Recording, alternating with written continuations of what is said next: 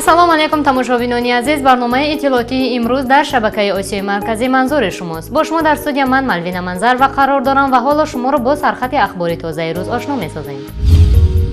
хабари кушта шудани Назарзода беасос буда, боздошти 8 тан аз гурӯҳаш тасдиқ гашт. ташрифи сарони кишварҳои созмони аҳдномаи амнияти дастаҷамъӣ дар душанбе.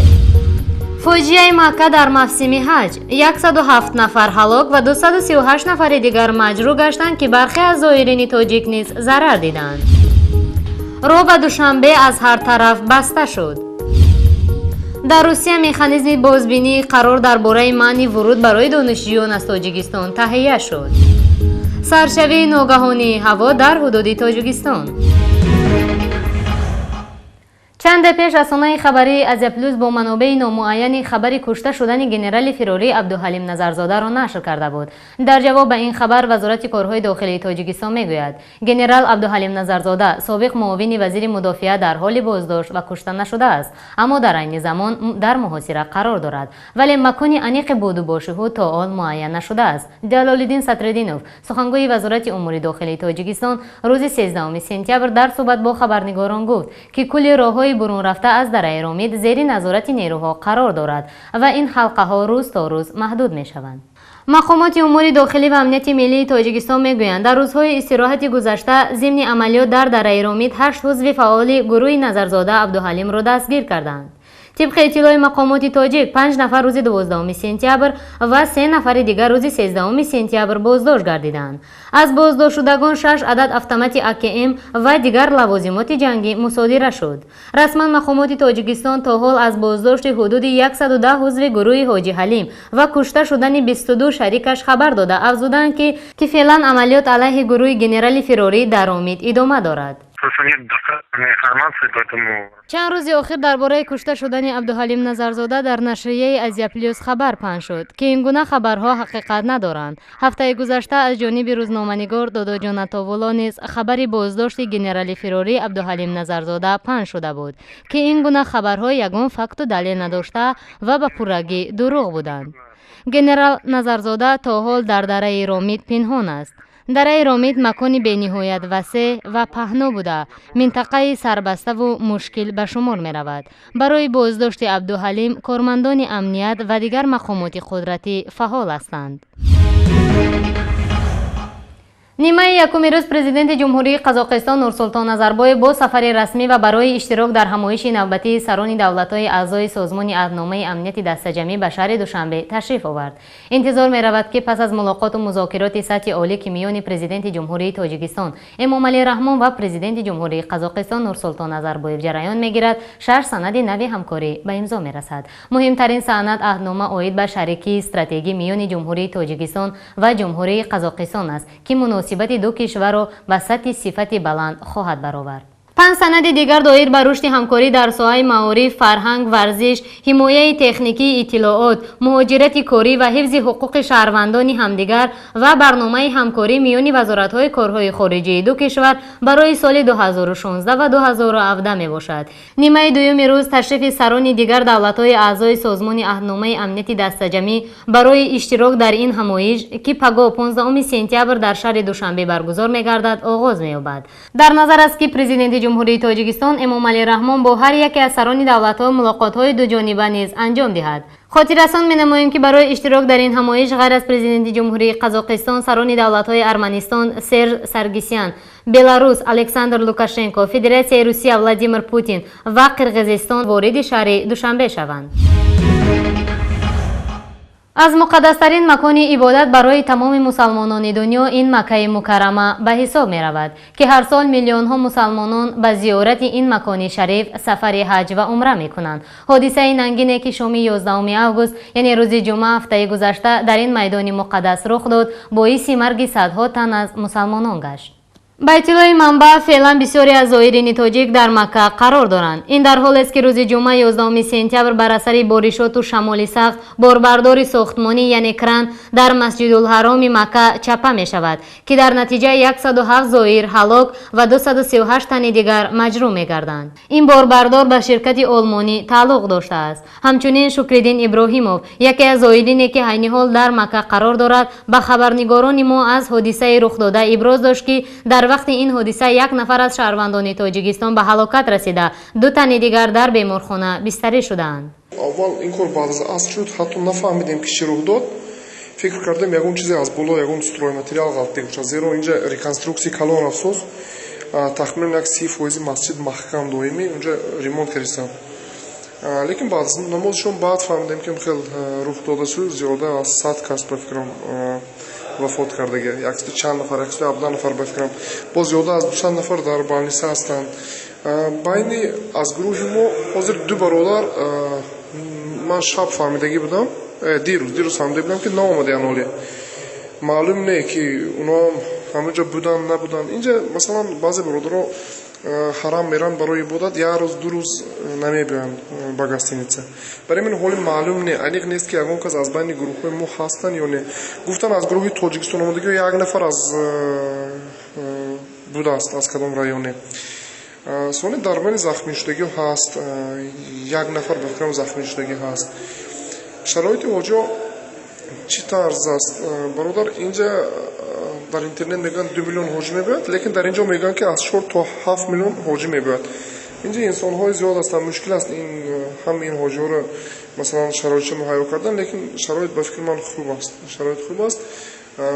Рӯза рӯз ҳоҷиҳо зиёд шуда истодааст. Дирӯз мо ба намози хуфтан натонистем ҳатто ба дуруни масҷид ҷо шавем. Яъне масҷид пур шуд, ҳама дар саҳни масҷид намоз хонданд. аҳли кормандони шабакаи Осияи марказӣ аз даргоҳи Худованд Ҷаннатулфирдавсро барои фафтидагон, шифои комил барои маҷрӯҳон ва сабру таҳаммул барои зоҳирину наздиконашон масаллат доранд. раёсати бозрасии давлатии автомобилии Тоҷикистон мегӯяд, рӯзҳои 14 ва 15 сентябр барои таъмини амният ҳангоми баргузории ҷаласаи сарони кишварҳои ҳузви созмони аҳдномаи амнияти дастаҷамӣ дар душанбе дар ҳолатҳои зарурӣ ҳаракати воситаи нақлиёт маҳдуд хоҳад шуд. Ба иттилои манбаъ 14 сентябр аз соати 7:00 то 14:00 дар самти хиёбони Рӯдакӣ айни Аҳмади Дониш то фурудгоҳ, аз соати 17:00 то 22:00 аз хиёбони Рӯдакӣ, аз майдони Сарҳачиён то чораҳаи хиёбони Рӯдаки Бухоро, хиёбони Исмоили Сомонӣ, аз хиёбони Рӯдакӣ то хиёбони Сино ҳаракати воситаҳои нақлиёт маҳдуд мегарданд. бозрасии давлатии автомобилӣ мегӯяд 15 сентябр аз соати 8:00 то 16:00 дар хиёбони Рӯдакӣ, аз майдони Сарҳачиён то чораҳаи хиёбони Рӯдаки Бухоро, хиёбони Исмоили Сомонӣ, аз хиёбони Рӯдакӣ то хиёбони Сино ва кӯчаҳои ҳамшафоти онҳо Теҳрон, Шеҳроз ва Низоми Ганҷавӣ ҳаракати воситаҳои нақлиёт маҳдуд мегардад. ин ниҳод ба ронандагон маслиҳат медиҳад ки дар рӯзҳои роҳбандӣ аз кӯчаҳои Айнӣ, Карамов, Дӯстӣ Халқо ва Мастагулов истифода намоянд. инчунин бозрасии давлатии автомобилӣ таъкид мекунад ки аз 13 то 15 сентябри соли равон ҳаракати воситаҳои нақлиёт аз дигар минтақаҳо ба самти пойтахти ҷумҳурии шаҳри Душанбе ба истиснои ҳолатҳои интиқоли молу амволи муҳими хоҷагии халқ маҳдуд карда мешавад. дар ин давра ҳаракати воситаҳои нақлиёте ки ба дигар манотиқи ҷумҳурӣ равонанд тавассути роҳҳои берун аз шаҳрӣ баромонда мешавад.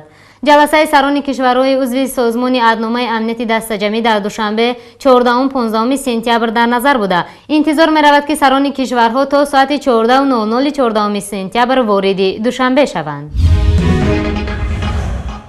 бинандагони гиромӣ, ҳоло таваҷҷӯҳ намоед бо чанде аз хабарҳои дигари ҷолиби минтақа ба таври мухтасар. дар пайи ҳамлаи шаби гузашта гурӯҳи толибон ба зиндони умумии шаҳри Ғазнӣ 348 тан аз маҳбусон фирор карданд. Муҳаммадалӣ Аҳмадӣ, муовини волии вилояти Ғазнӣ, субҳи рӯзи Душанбе дар суҳбат бо хабарнигорон гуфт: толиби мусаллаҳ ҳудуди соати 2 шаби гузашта ба зиндони умумии шаҳри Ғазнӣ юриш бурданд. дар ин ҳол генерал Ориф, муовини раёсати маъбасҳо ва тавқифҳои Вазорати умури дохилии Афғонистон хабар дод, ки дар даргирии нерӯҳои амниятӣ бо ҳамлаоварон 4 муҳофизи зиндон кушта ва 2 нигаҳбон ва 2 зиндонии дигар захмӣ шуданд. ба гуфти генерал Ориф, дар ин зиндон ҳудуди 432 маҳбас нигоҳдор мешуданд.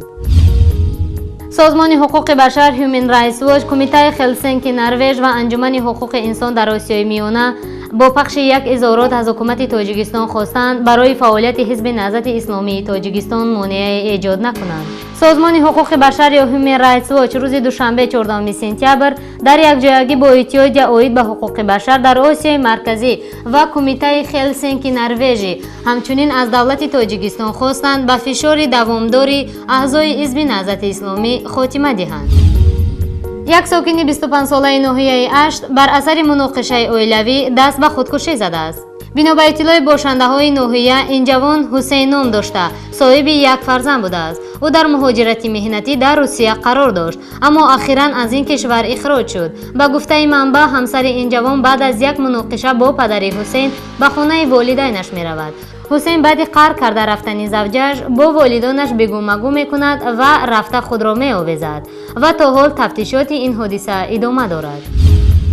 دادستان نظامی تاجیکستان میگوید نسبت بیش از 10 نظامی سابق از ساختارهای وزارت‌های دفاع و امور داخلی تاجیکستان که به گروه‌های عبدالحلیم نظرزاده پیوستند پرونده جنایی باز شده است. بنا به معلومات دفتر مطبوعات خدمات فدرالی مهاجرت روسیه، مکانیزم فوری کار با دانشجویان تاجیک مشغول تحصیل در مؤسسه‌های تعلیمی روسیه از جانب خدمات فدرالی مهاجرت در همدستی با وزارت کارهای خارجی روسیه تهیه گردیده است. به دانشجویان تاجیک که ورودشان به قلمرو روسیه منع است توصیه داده می شود که با عریضه داخلدار همراه با نسخه‌های حجت‌های تصدیق کننده مستقیمانه به نمایندگی خدمات فدرالی مهاجرت روسیه در تاجیکستان مراجعت کنند. در معلومات تاکید می شود که برای قانونشکنی‌های مأموری ورود به قلمرو روسیه به شهروندان خارجی به طور اتوماتیک منع می‌گردد. بنا به معلومات خدمات فدرالی مهاجرت روسیه، این زمان 94 نفر دانشجویان از تاجیکستان با عریضه برای اجازه ورود مراجعت کرده، نسبت 89 نفر از آنها قرار مثبت قبول شده است. دانشجویانی که به